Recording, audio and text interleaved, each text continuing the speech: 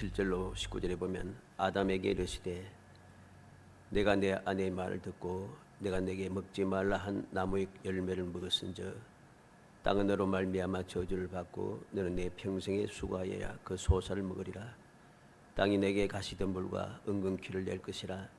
내가 먹을 것은 밭의 채소인즉 내가 흙으로 들어갈 때까지 얼굴에 땀을 흘려야 먹을 것을 먹으리니 내가 그것에서 취함을 입었음이라. 너는 흙이니 흙으로 들어갈 것이니라 하시니라 그랬습니다.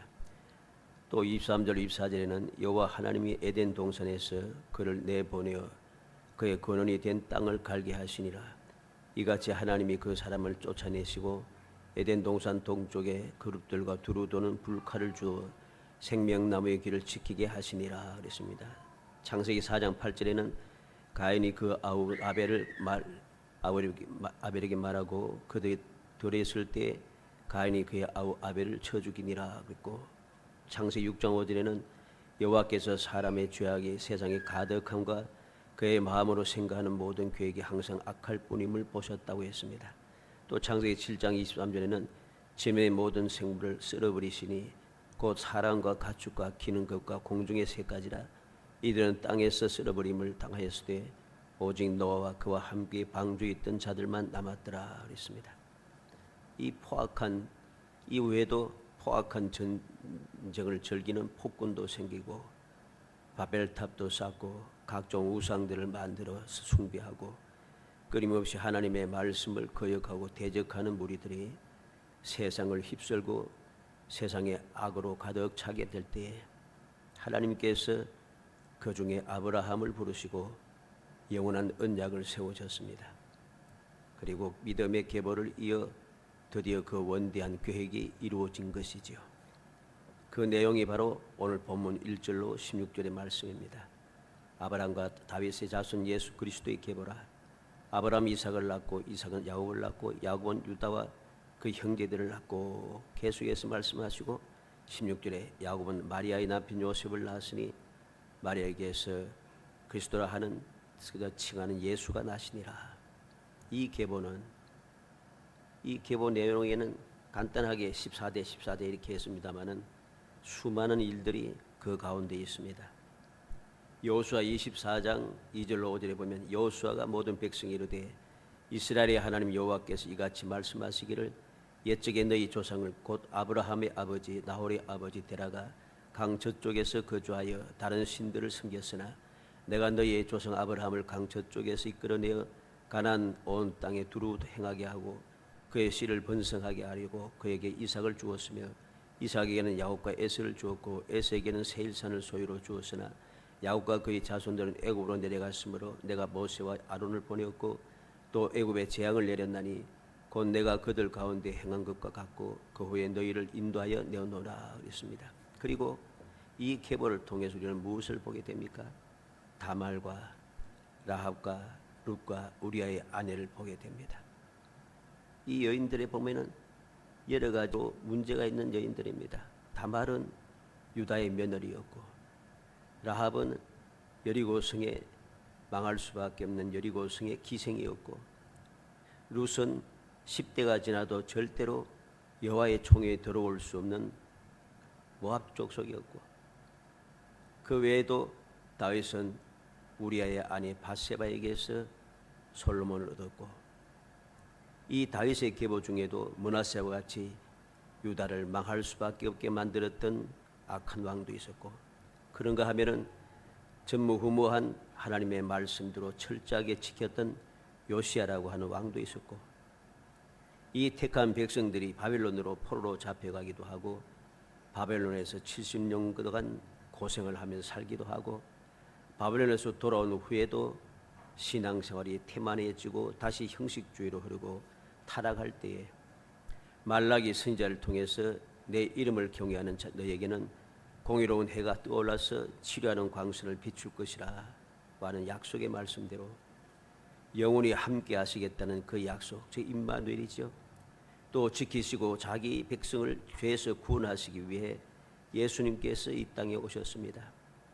말라기 때로부터 시작해서 400년이 지나고 이제 드디어 예수님께서 오신 것이 오늘 본문의 내용입니다. 우리는 이 본문 말씀을 통해서 그 영원한 언약을 이루시기 위하여 베푸신 하나님의 다함이 없는 사랑, 전능하신 능력, 모든 것을 회복하기 위해 세우신 빈틈없는 경륜과 섭리, 즉 험악한 세상에서 택한 백성들을 지키시고 보호하시며 인도하시고 돌보시기 위하여 긴 세월 동안 끊임없이 이어지는 하나님의 상상을 초월한 은혜를 보여주는 말씀인 것을 우리는 기억해야 됩니다. 오늘부터 그 사랑, 바로 지켜주시고 보호하시고 돌보시는 그 놀라운 사랑을 살펴보면서 세상살이가 너무 힘들다고 원명하며 살아가는 불행한 사람이 아니라 소망 중에 즐거워하고 감사 감격하며 살아가는 정말 행복한 성도들이 되시기를 주의 이름으로 축복합니다. 우리는 이 말씀을 통해서 이제 택한 백성을 지켜주시고 보호하시고 돌보시는 하나님, 그 첫 번째 시간 살펴보려고 합니다. 오늘 마태복음 이 내용은 우리가 너무나도 잘 아는 내용입니다. 주님께서 이 땅에 왜 오셨는지, 또 어떻게 오셨는지, 오신 이유가 무엇인지 여러 가지 내용을 우리는 끊임없이 신앙생활하면서 끊임없이 듣고 배우고 했던 말씀입니다. 이 말씀을 단순하게 예수님께서 때가 되어 이 땅에 오셨다, 오심으로 우리 죄가 사함을 받고 우리가 하나님의 자녀가 되고 우리가 하나님과 영원히 동행하며 동거할 수 있는 축복의 기회가 되고 하는 이러한 말씀만 생각하면은 이게 결코 우리의 마음속에 그렇게 와닿지가 않아요. 뻔하게 생각한다는 거죠. 그래서 실제로 오늘날 많은 믿음의 사람들이, 세상 사람들은 말할 것도 없고 믿음의 사람들조차도 이 말씀에 대해서 마음에 새겨두고 감사 감격한 마음이 없어요. 감사 감격한 마음이 전혀 없다는 겁니다. 그러니 신앙생활이 즐겁지도 않고 행복하지도 않는 거죠. 왜? 주님께서 우리 죄를 사하기 위해서 오셨고 우리가 하나님의 자녀가 되는 권세도 얻었고 하나님께 영원토록 우리와 함께 하시겠다고 약속하시고 그렇게 하셨는데, 지금 내가 신앙생활을 하면서 살아가는 이 모습을 보니 전혀 그렇지가 않아요.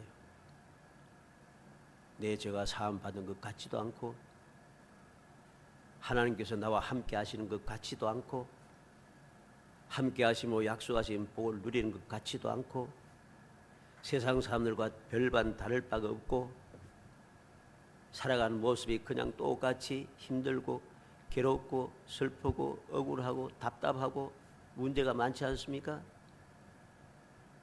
이 세상 사람들의 생각과 그 삶의 굴레에서 벗어나지를 못하는 거예요. 그러니 신앙생활이 행복하겠습니까? 신앙생활이 즐겁겠어요? 신앙생활이 사모가 되겠습니까? 신앙생활 내가 하겠다고 굳게 작정하고 모든 어려움을 이겨내겠다고 그렇게 다짐하면서 한 걸음 한 걸음 나아갈 수 있겠어요? 안 나가지요. 믿음이 없으니까 안 믿어지는 거예요. 그러다 보니 믿음에서 떠나가 버립니다. 체면이 있어서 떠나가지는 않더라도 교회는 왔다 갔다 하는데 믿음은 없어요. 믿음이 없으니 믿음의 사람들에게 주어지는 약속의 그 말씀도 우리의 삶 속에 이루어지는 것을 전혀 내가 깨달을 수가 없어요. 그러니 즐겁지 않잖아요. 왜 그렇게 되었는가?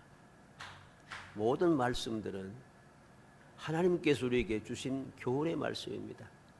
그렇기 때문에 어떤 말씀을 대하든지 그 말씀을 통해서 교훈을 내가 받아야 돼요. 오늘 말씀도 마찬가지입니다. 단순하게 아브라함과 다윗의 자손 예수 그리스도의 계보라 하고 족보가 쭉 기록되어 있잖아요. 그리고 예수님께서 어떻게 오셨는가 내용이 기록되어 있잖아요. 이 말씀을 통해서 우리는 어떤 교훈을 받아야 되겠습니까?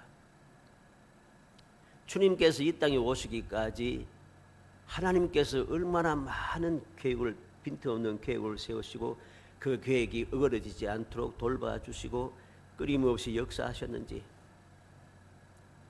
그 은혜의 삶 속에 살아가기 위해서 택한 백성들을 얼마나 지켜주시고 보호하시고 돌보시며 인도하시고 역사하셨는지 끊임없이 이어지는 하나님의 사랑의 역사를 우리는 말씀을 통해서 보아야 한다는 것입니다.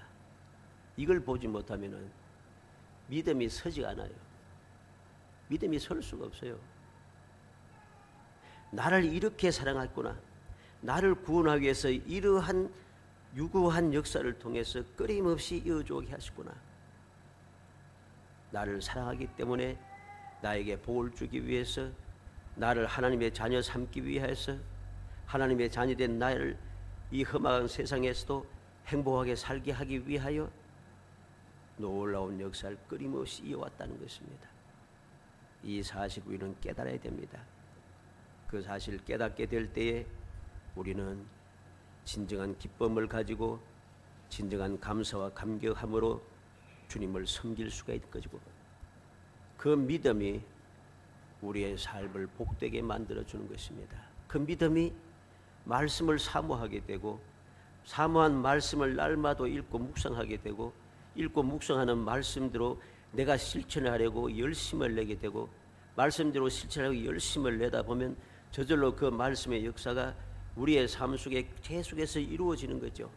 이루어지니까 하나님의 말씀대로 기적의 역사가 일어난 것을 내가 체험하게 되고, 체험하니까 또 감사 감격하게 되고, 또 기쁘고 즐거운 마음으로 자꾸만 말씀대로 살기 위해 더욱 힘쓰고 애쓰게 됩니다. 그러다가도 우리는 연약한 인상이니까 나도 모르게 낙심이 될 때도 있고, 또 슬플 때도 있고, 힘이 붙여서 주저앉을 때도 있고, 여러 가지 문제들이 자꾸만 생깁니다.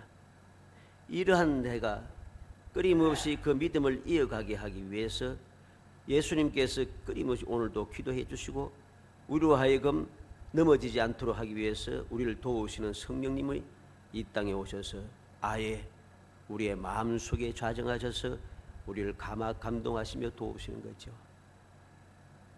이 사실 우리는 시시때때로 깨닫게 됩니다. 힘들 때에, 답답할 때, 막막할 때, 서글플 때에, 어떻게 될지 몰라서 시험에 들려고 할 때에, 주저앉을 때에 하나님의 은혜가 끊임없이 이어지는 것을 체험하게 된다는 것입니다. 이러한 믿음의 체험이 우리의 신앙생활을 행복하게 만들어주죠. 오늘 말씀을 통해서 우리 모든 성도들이 바로 그 사실을 교훈받고 그 놀라운 사실을 마음에 새겨서 어떤 상황에도 주저앉거나 뒤돌아보거나 좌우로 치부치거나 슬퍼하거나 낙심하지 않고 끝까지 이 면면이 이어온 하나님의 이 사랑을 날마다 체험하며 그 믿음의 생활을 이어가서 정말 주님께서 나의 죄를 사하셨구나, 정말 주님께서 오늘도 나와 함께 하시구나 하는 이 놀라운 은혜를 끊임없이 체험하며 신앙생활이 행복이 넘쳐나는 정말 복된 성도 되시기를 주의 이름으로 축복합니다. 오늘 말씀을 통해서 생각하는 것은 두 가지입니다. 바로 24절에 아들을 낳으니 이름을 예수라 하라. 이는 그가 자기 백성을 그들의 죄에서 구원할 자이심이라. 23절에 보라 처녀가 잉태하여 아들을 낳을 것이요 그의 이름을 임마누엘이라 하려 하셨으니 이는 번역한 적 이를 번역한 적 하나님이 우리와 함께 계시다 함이라. 예수님께서 어떻게 이 땅에 오셨는가? 왜 오셨는가? 말씀하신 대로 처녀를 통하여서 이 땅에 오셨는데 왜 오셨는가? 죄를 사하시기 위해서. 왜 오셨는가? 영원히 함께 하시기 위해서. 우리는 이 두 가지를 오늘 말씀을 통해서 교훈을 받아야 되겠습니다.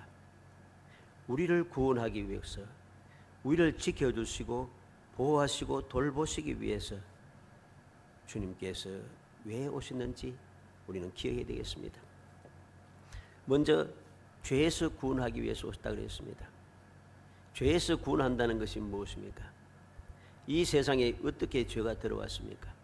아담과 하와가 하나님의 그 놀라운 은혜를 입어서 다른 모든 창조물들은 말씀을 통해서 창조가 되어지고 다른 모든 동물들은 하나님께서 그냥 생각하신 대로 모든 동물들과 식물들을 만드셨지만은 사람은 어떻게 만드셨습니까?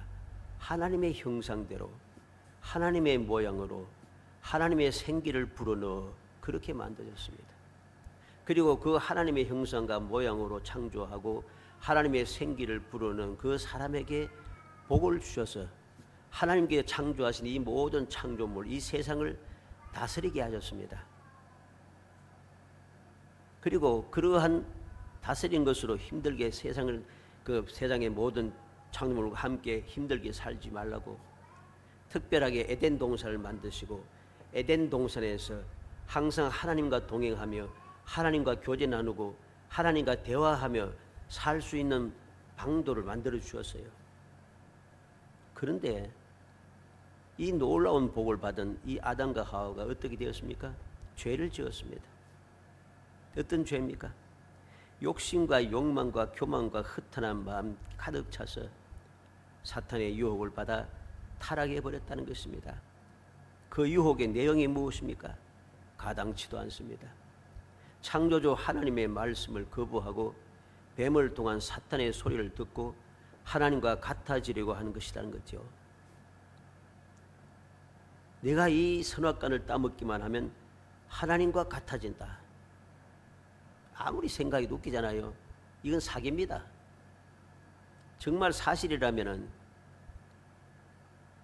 이 뱀이 자기가 따먹고 하나님과 같아지지 왜 쓸데없이 아담과 하와에게 따먹으라 하겠어요? 그렇잖아요. 따먹기만 하면 하나님과 같아지는데 왜 사람에게 따먹게 해요? 자기가 따먹지. 이게 사기라는 거죠.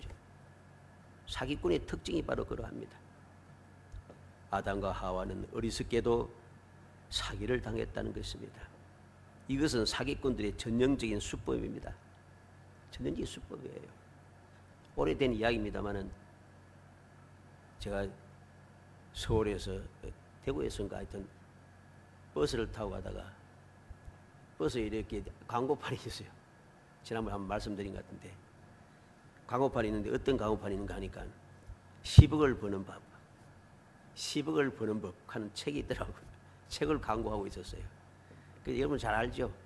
10억을 벌기 위해서 얼마나 힘들게 사는지. 사는 게 아니에요. 내용을 보니까 먹는 것도 마음대로 못 먹고 쓰는 것도 마음대로 쓰지도 못하고 하고 싶은 것도 못하고 그냥 구질구질하게 거지같이 살더만요. 그렇게 그 책의 내용이 그렇게 돼 있어요. 야, 이렇게 살아서 10억을 벌면 뭐하나. 어쨌든 우리는 이 모든 사람들의 이야기를 듣고 마귀의 게임에 빠져서 사기꾼 같은 그 이야기를 들으면서 살아가는 것은 올바른 삶의 모습이 아닙니다.